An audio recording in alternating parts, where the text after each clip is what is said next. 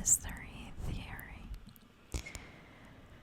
Today I am doing a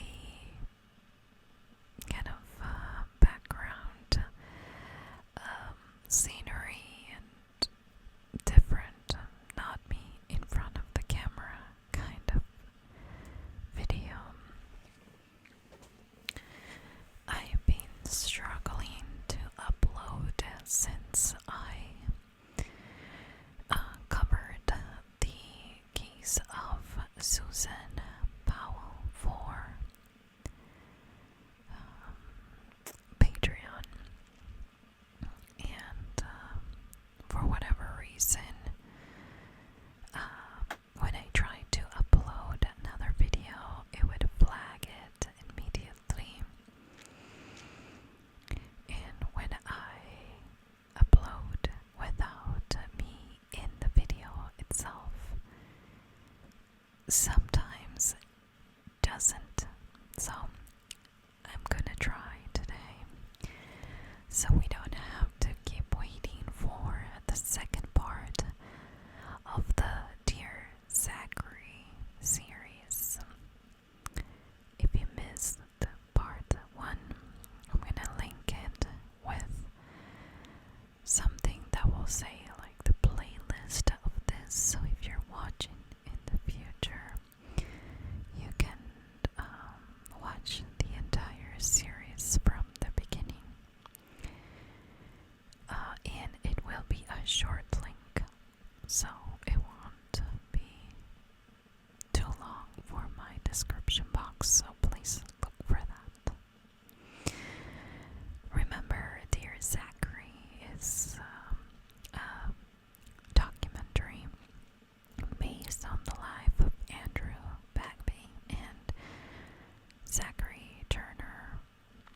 Really, it started as an introduction of Andrew to his son, and it ended up being something completely different. But last episode, we left it with Andrew going to meet his ex, Shirley, in a public place. He was going to meet her at 6 p.m. and he promised to be at his friend's house at 7:30 p.m. He never made it there, and the minute that he was late, everyone knew that something must have happened to Andrew. He was known for always being on time and for always being responsible, picking up the phone and letting people know he was safe. So today we start with the madness of co-workers worrying about him, and they go check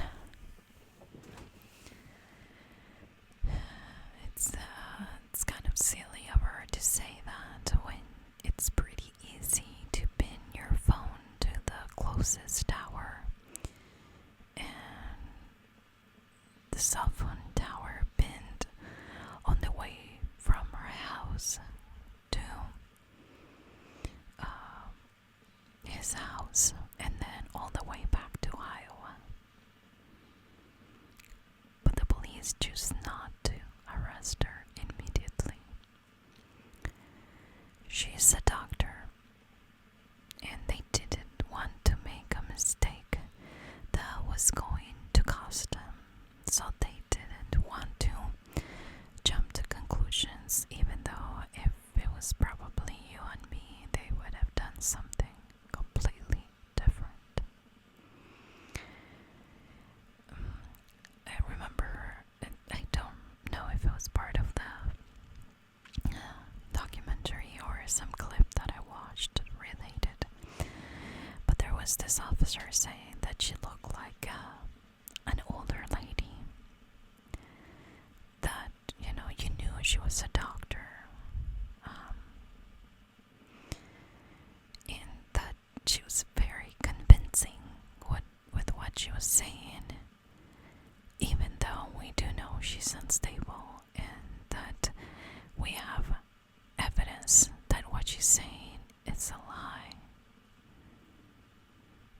So if this was another kind of lady, maybe things would have been different. She even tried to make it make it seem like she was back home. She left voice messages. I haven't seen you in a while. I miss you. But the police knew that she bought a gun before the murder, and that the gun was the same kind of gun that killed him.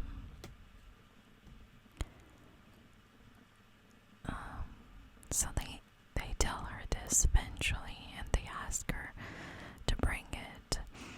And there's even a conversation between the police and her where she's claiming that she gave it to Andrew.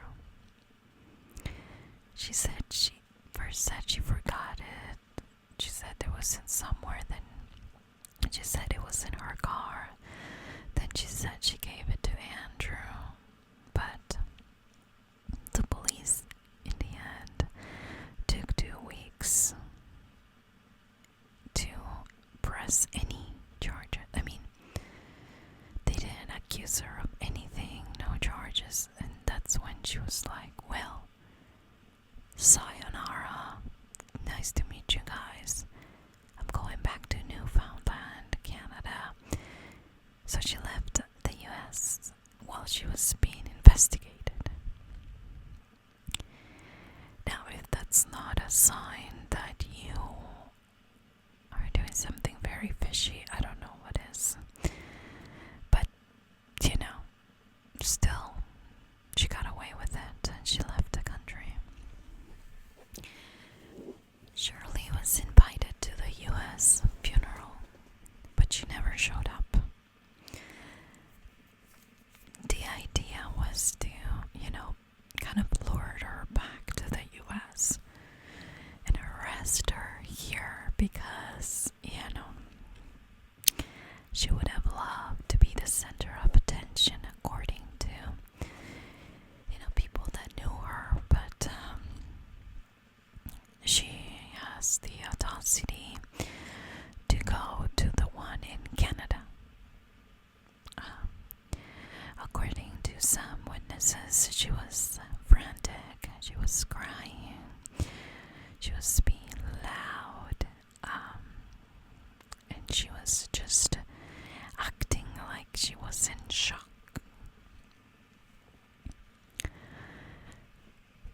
So she, after the funeral, and after she showed up there like a widow, basically, she started emailing Heather. Heather was Andrew's ex-girlfriend or fiance. And basically she started telling Heather how they had such a better relationship that she ever had with him. She was mad at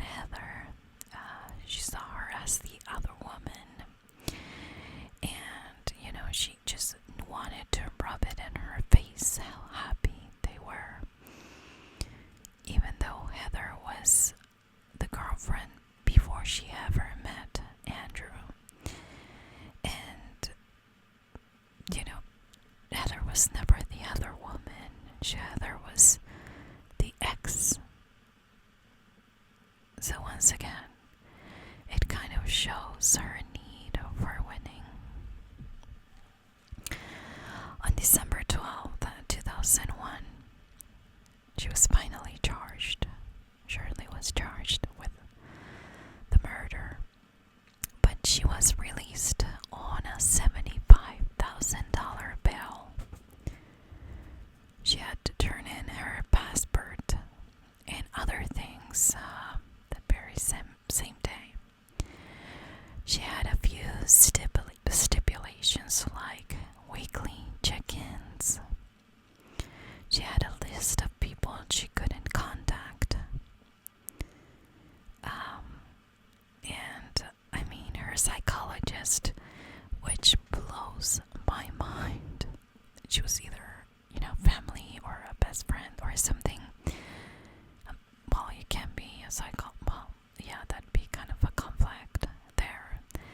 Maybe they were good friends, but the psychologist posted $65,000, of those $75,000 of bail. She was charged on December 12th, 2001. On February of 2002, she announced that she was 4 months pregnant with Andrew's baby. At this point, as you can probably imagine, everyone despises her. Nobody likes her. She is evil to Andrew's family, and now she shares that she's pregnant, and she's also very much free, living her life. But Andrew's parents quitted their jobs and used all their life savings and moved into Newfoundland to be closer to the baby, which meant that they had to be closer to the mom.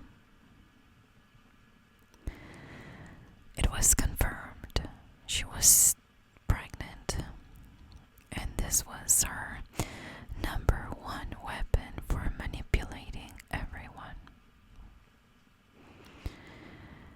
We do know she doesn't care that much about babies.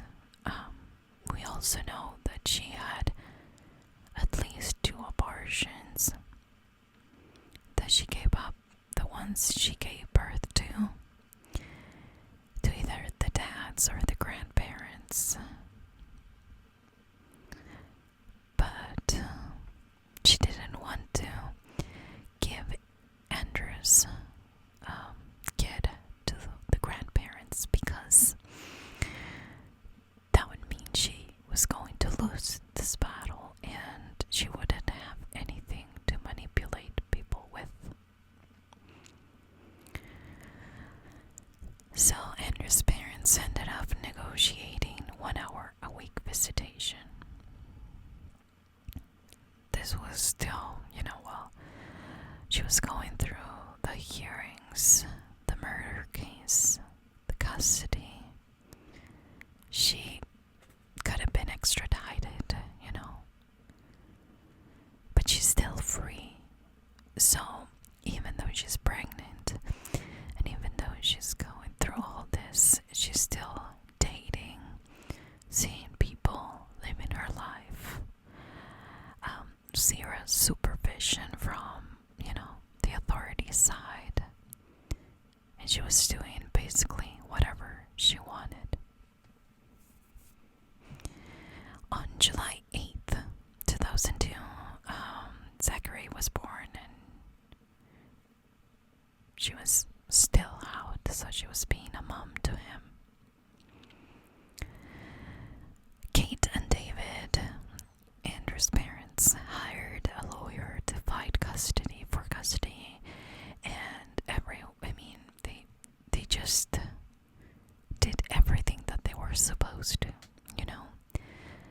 Everything was legal, everything was was how it was supposed to happen. In the town, people loved them. They could relate to them. And everyone was really hoping that they were going to get little Zachary.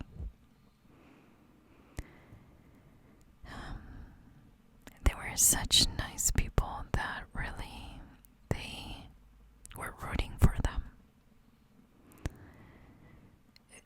Again, they were the kind of people that everyone was kind of happy to have as neighbors, to have as friend. Great people, great friends, great examples. Why wouldn't Shirley want that for Zachary? But eventually, Shirley goes to jail, and she agrees for them to take care of him while she is away. They bonded with their grandson, and they became a new small family. They were happy, but they were also very structured and loving, a perfect opportunity and chance of a normal life for little Zachary, despite his out of her mind mother. Shirley would be really nice to Andrew's parents when she needed them. But she always had conditions, and in order for her to leave Zachary with them, they had to take him once a week to go see her in jail. And they also had to call every single day. But instead of being grateful, she was really questioning them, calling them babysitters, demanding a bunch of crazy things, and really nonsense. So those calls were almost unbearable while she was accusing them, and just, it was like a call to pick up a fight every single time. Shirley decides to write her own appeal, and this was suggested by the judge. That judge really was not a professional judge, in my humble opinion. Apparently, they had some kind of chemistry. They were both professionals. And according to this judge, Shirley made a big mistake. To the judge, she was Dr. Turner, not Shirley, the one that killed Andrew, the other doctor, in case you forgot. So the judge even stated, quote, that Shirley Turner wasn't a danger to the community or the public. So eventually, she was released once again. This was considered a crime of passion. So she's not a danger to the rest of society. It's just basically when she gets mad. And apparently this judge didn't know that she had a temper. Just to make things worse, while she was in jail, she was on suicide watch. She pooped herself more than once. She stabbed somebody with a knife. I mean, she was no angels by no means. No good behavior at all. Yet, she was released on January 10th, 2003. And they had to give Zachary back to her. Andrew's parents, Zachary's grandparents, fought for him Shirley at that point. I mean, Shirley was out of her mind. She asked, in some occasions, she asked, like, for my lip fall asleep. She asked for them to have a picture of Andrew and of her at the house, like they were the perfect family.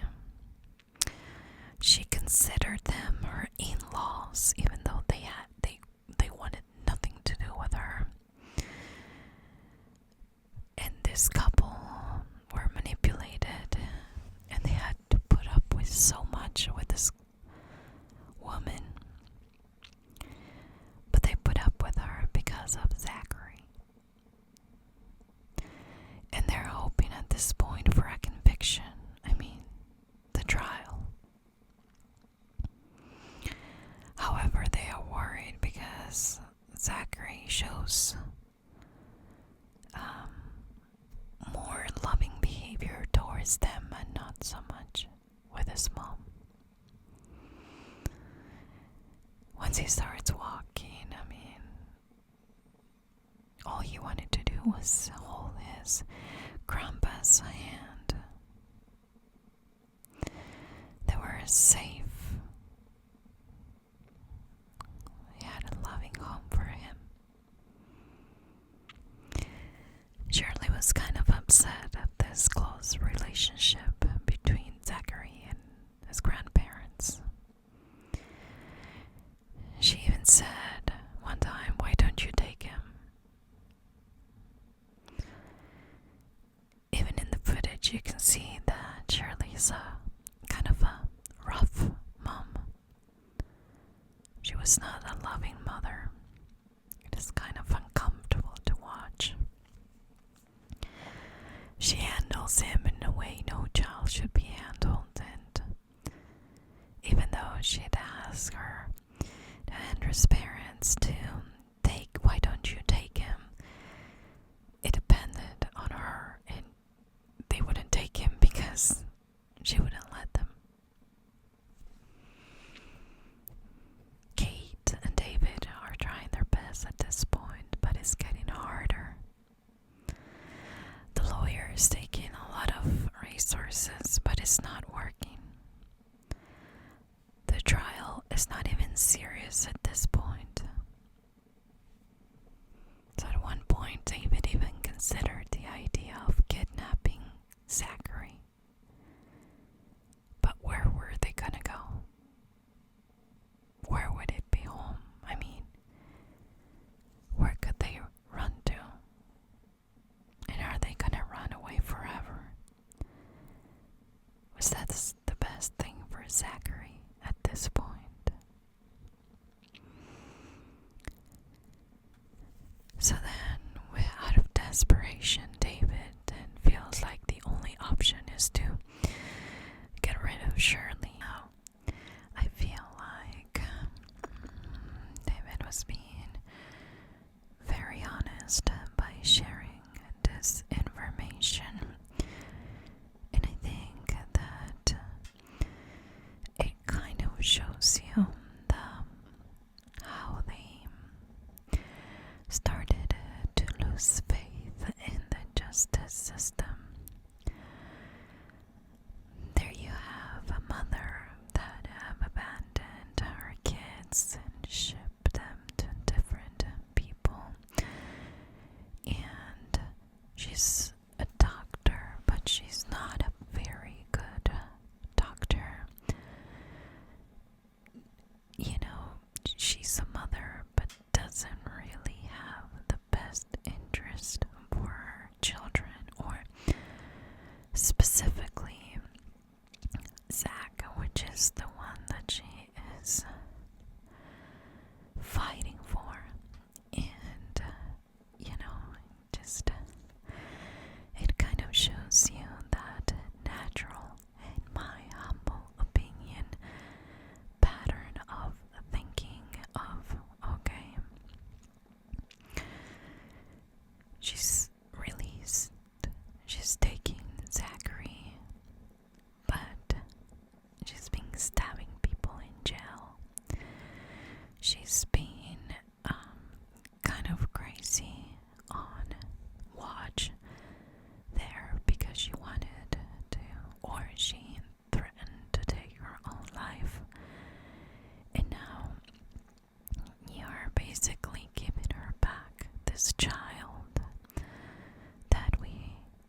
so much, and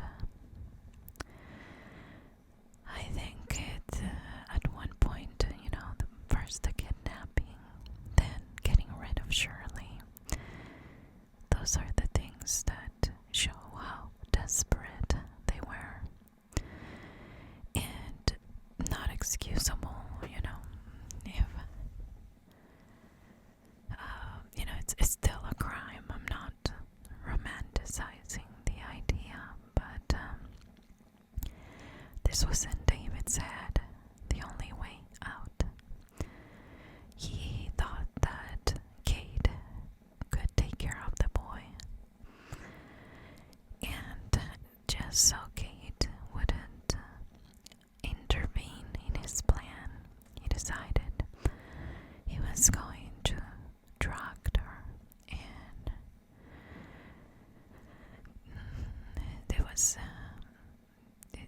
it breaks my heart to think that somebody as David, almost that kind of person that you can see right through them, had all these thoughts and feelings and trying to find justice and honestly fighting for the well-being of Zach, and that, in my opinion, is the job of the court. Yes, as parents, we naturally were your typical parent. Naturally want that for your children and for your grandchildren, but in this case, the things are going through the justice system. You assume that the baby should have been their number one priority, and not really coming up with excuses of how or why a professional doctor had this one moment and committed a crime of passion. So David and Kate were at the point of not trusting the system. But David never went through with his thoughts and ideas, and they both agreed on waiting it out and hoping that justice would be served. Sadly, in this case, that never happened. And on August 18th, Shirley and Zachary go missing. This is one of the things that you start wondering. Did she flee the country? Why? Honestly, but she's been protected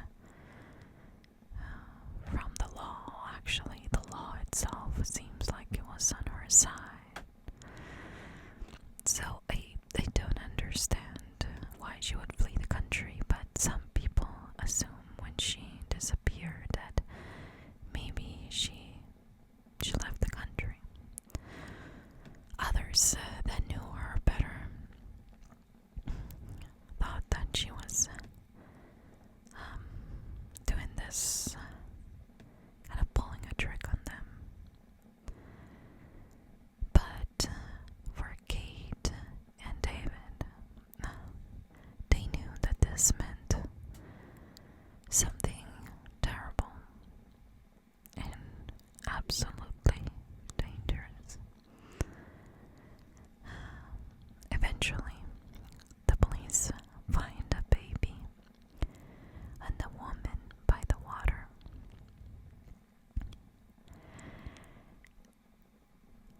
I feel like this documentary, as it is, it's hard to watch without shedding some tears. But this part, it's the one that broke my heart in two, and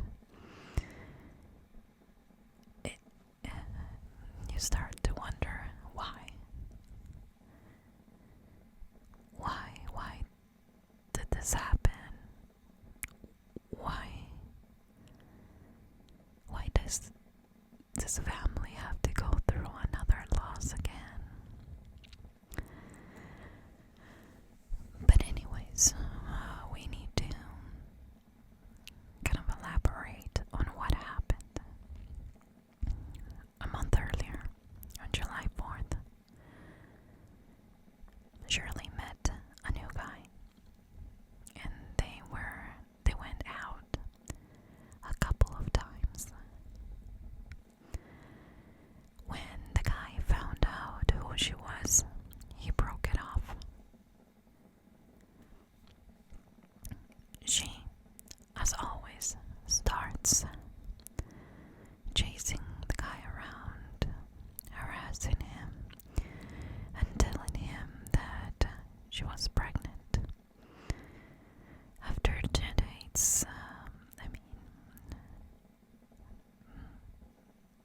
I just can't believe, and at the same time, I can, that she was that obsessed with this guy. She clearly had a problem, and I'm not here to diagnose anybody. That's not my place. But it kind of shows you that this is not a typical behavior. And maybe all this was a cry for help, but without even Shirley noticing it. So, by now, we have 8 restraining orders against her. How did the police not arrest her for any of these complaints? I don't understand. On top of that, we kind of add the fake attempt to suicide. And all the reports written by professionals in the healthcare department, business, however you want to call it, saying that she was unstable, problematic, obsessive, rude.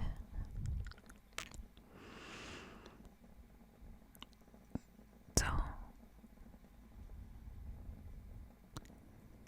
how can this not be a series of red flags to the authorities? Really, really blows my mind. And then give her the prize of, here's your child. He has a very loving parents with a stable,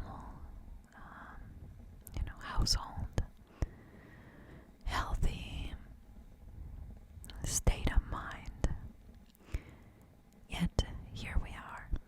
We're gonna give it to you, the mom, because you gave birth to him. Absolutely, absolutely crazy. So she was back at it. She was doing whatever the heck she wanted.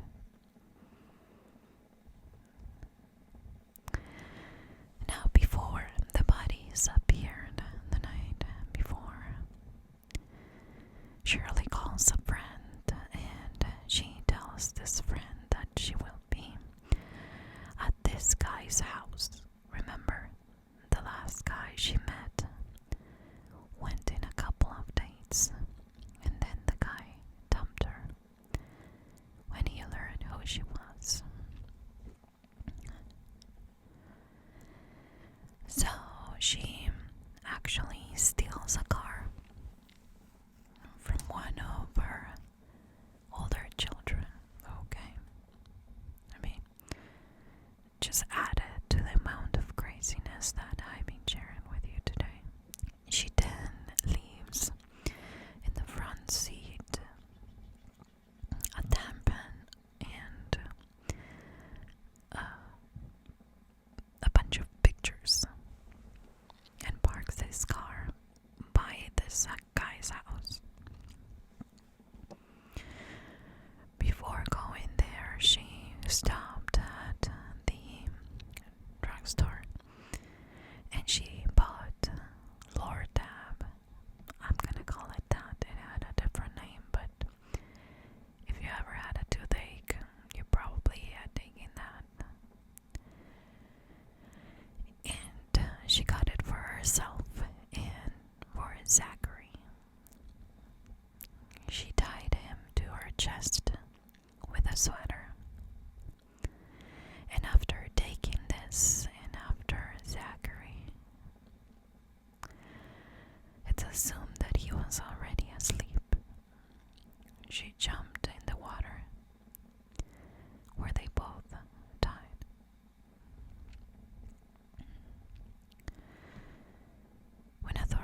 police found Zachary's body.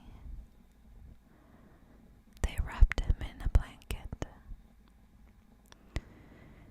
And according to that documentary, out of respect, a little bit too late in my opinion, they kept him away from Shirley.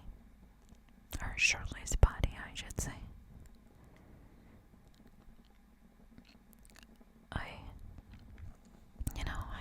heard this part of the documentary in another places while doing my research.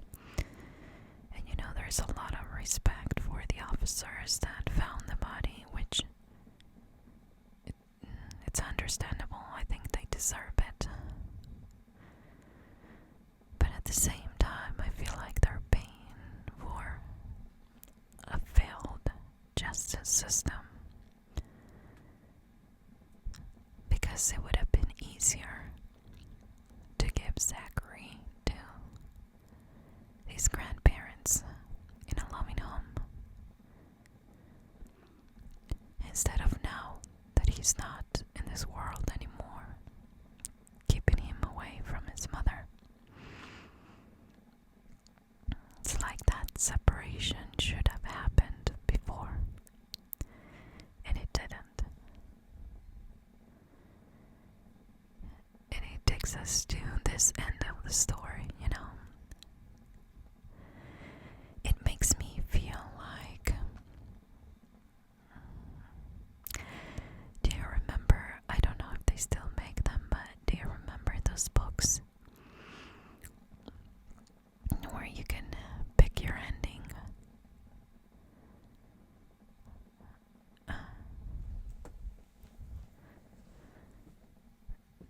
This is one of those endings that you pick and you're like, oh no, I didn't mean this.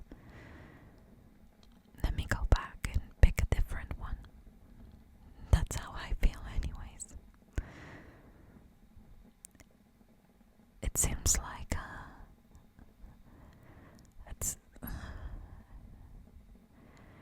it seems like a Goosebumps book that turned into Friday the 13th. No, it shouldn't have ended this way.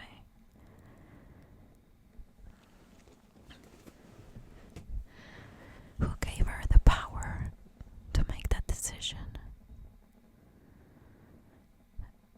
It's just unbelievable. And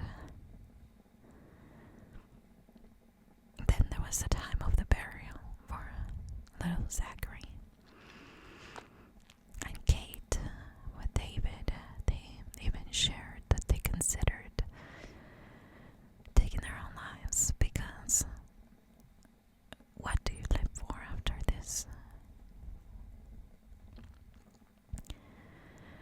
But instead, they focused on making a change and trying to avoid this to happen in the future. In the year 2006, they filed this inquiry in social services handling this case, presuming her innocent instead of protecting Zachary.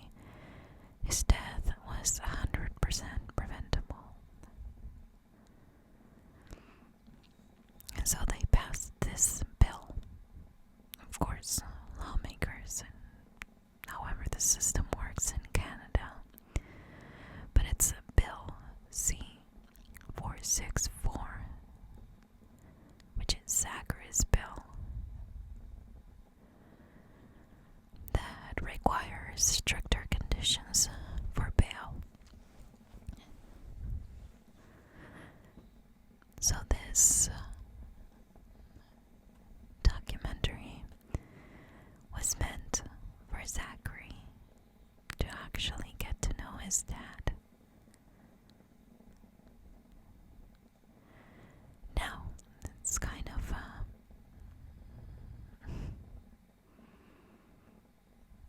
turned into a documentary for Kate and David. ends with a montage of, that really breaks your heart.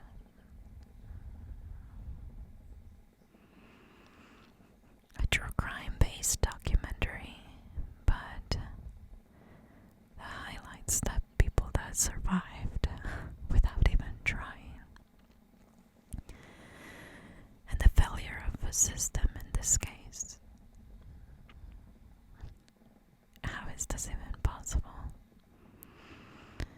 How is it that we're living in a world where the priorities are upside down? I understand it in everyday life. I understand that everyone is busy. There's no time. We all run, run, run. Well, some of you run, run, run. And even moving for me to the middle of nowhere and starting my own little homestead and living surrounded in nature, I do also find myself every once in a while wrapped in the run, run, run of things, when the whole purpose of moving here was to slow down.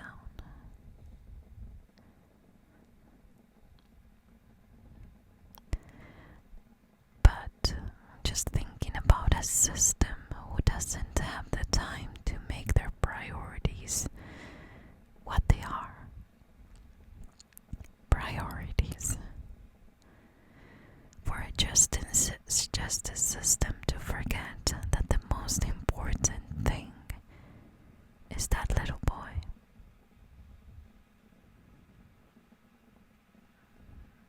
Absolutely breaks my heart.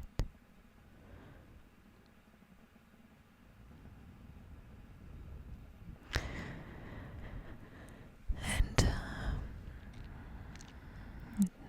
the conclusion that this documentary ended up being something for Kate and David, I don't know, guys. I put myself in their shoes.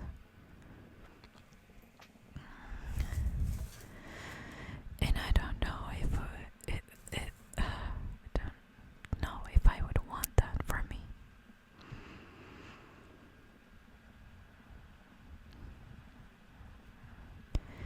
It's such a tragic story, and the real victims in all this, in my humble opinion, are Kate and David, who were this woman came to their lives and took everything from them, including their only child and their only grandson. How is it possible that somebody can come into our lives and put things upside down in a way that it will never be the same? Is it your destiny? Is it your whatever you believe? Were you born to go through this? Do you believe that that there could have been another ending to this if Shirley was not in their lives? Do you think there's an alternative reality? I'd like to think so. But to be honest, the people that we meet, it's kind of out of control, out of our control. You know, co-workers, fellow students,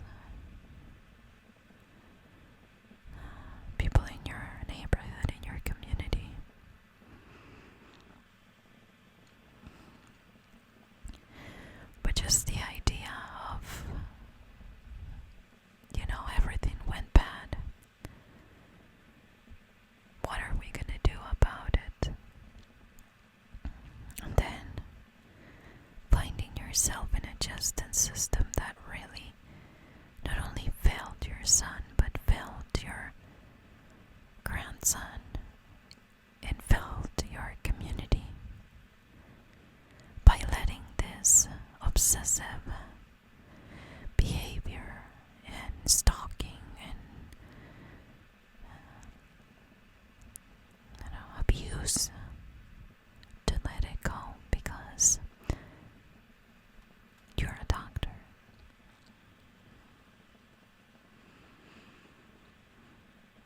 And in this case, you're a white doctor, which makes it a little bit more, unbelievable for some people to believe that somebody in that position can do that. How is it possible that that judge that, kind of intervene for her to get out? How is it possible that we don't see people for what they are, in some cases because of how they look like, or because of their title, or because how smart they are? I bet you anything that if it was you, or if it was me, or you're a typical person, stalking a guy, or stalking a girl, or different ones. The first time, okay. The second time, they're looking at, okay, she's done this before. The third time, they're like, oh no, okay, she's out of control. We need to do something about it. There are different restriction orders. 8 different victims of this person, and nobody thought that there was a slim possibility that this woman was actually crazy, out of control. And I'm not talking about crazy mental illness. I am talking about somebody that is out of control. Is there a possibility that she had a mental illness? Absolutely. I surely think that she had something undiagnosed, because the other option is that she was just evil. Now you pick whatever you want to believe. But I'll go back to what I keep telling my kids every single day of my life. Things will happen to you. What you do about it is what will make a difference. This woman did something terrible to Andrew. But what did the system do about it?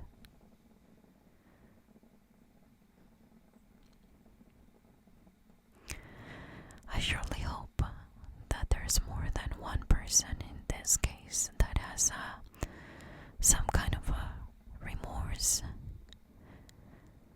And not because I want them to suffer, but because I hope that this never happens again.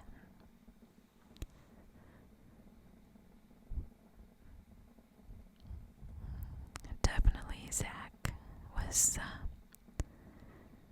gone way too soon.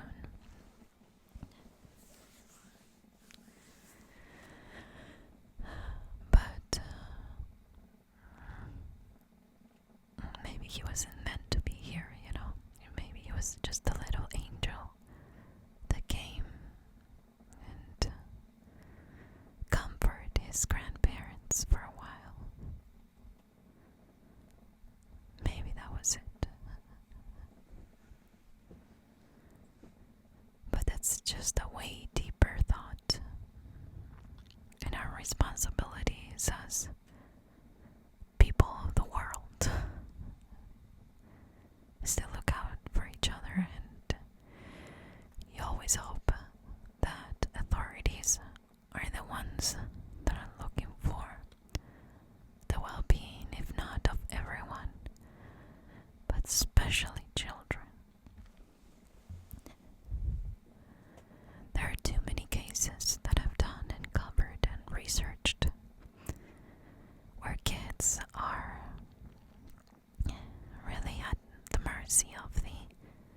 system.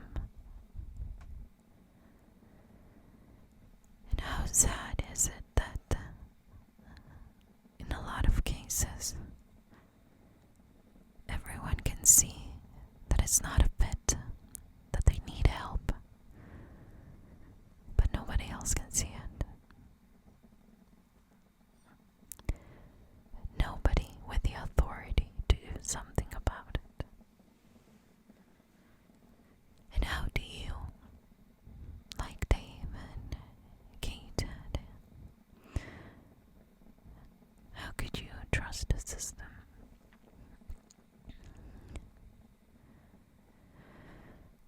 Every time I get an Amber Alert about a kid being taken, and then they mention that one of the parents or a grandparent took them.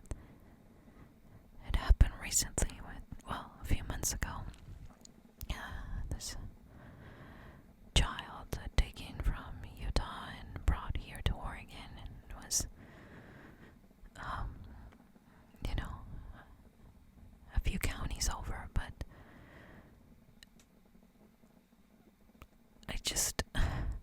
I don't know how to explain it. Sometimes it makes me wonder, are they desperate? Is the system not working, or is the parent actually out of control?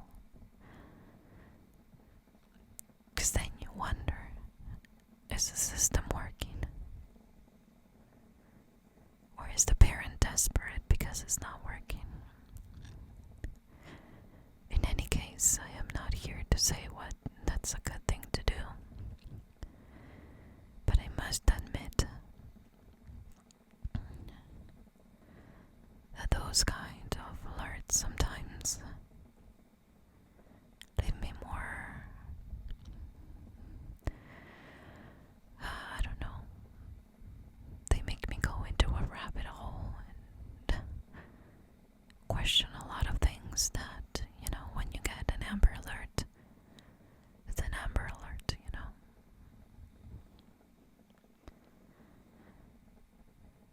And I don't know. I guess these are the times of questioning everything and anything. Let me know what you think about this case. Is there anything that you want to add? Thank you so much for being here for this series.